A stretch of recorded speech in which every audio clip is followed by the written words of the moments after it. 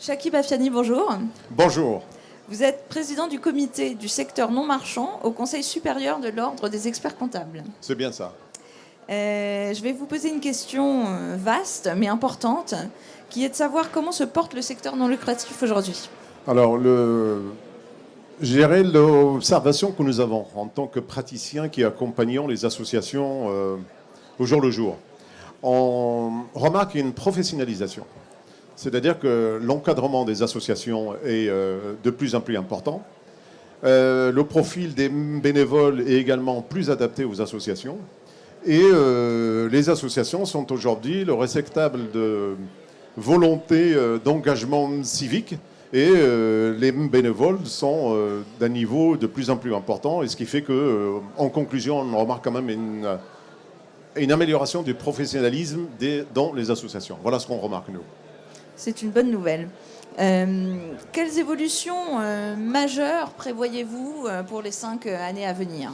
L'évolution majeure qu'on voit, c'est sur deux aspects. D'abord, sur la communication financière des associations. Ils n'auront plus à communiquer uniquement les chiffres, mais ils auront à communiquer les performances. Donc la mesure de performance, ce n'est pas uniquement d'avoir des subventions ou de réaliser des excédents, mais également d'arriver à quantifier les actions qui sont réalisées par cette association. Donc la conceptualisation de l'information financière va changer, elle évolue, et c'est pour ça que nous allons animer une conférence à 11h15 sur justement l'évolution de la communication financière des associations. Les évolutions, elles sont législatives également? Oui, elles sont législatives. Il n'y a pas un mois où il n'y a pas une évolution, parce que vous savez que le monde associatif est à la convergence de législation sociale, fiscale, comptable, juridique. Il y a un foisonnement de législation, et aujourd'hui, d'où ce professionnalisme, donc cet accroissement de la réglementation. Je vous donne juste un exemple.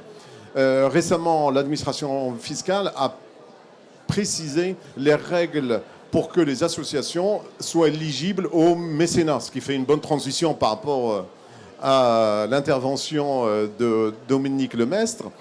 Aujourd'hui, uniquement les actions en France étaient éligibles au mécénat pour les associations. Depuis cette précision de l'administration, également les activités internationales des associations, dans certaines conditions, sont également éligibles au financement par le mécénat, ce qui ouvre des perspectives également pour que le financement soit par les bénévoles, les bailleurs, etc., mais également à travers le mécénat. Et vous voyez bien qu'il y a un croisement de législation, un croisement de financement et une évolution assez importante dans la gestion et le financement des associations. Voilà un exemple concret. Merci beaucoup. Merci. Bonne journée.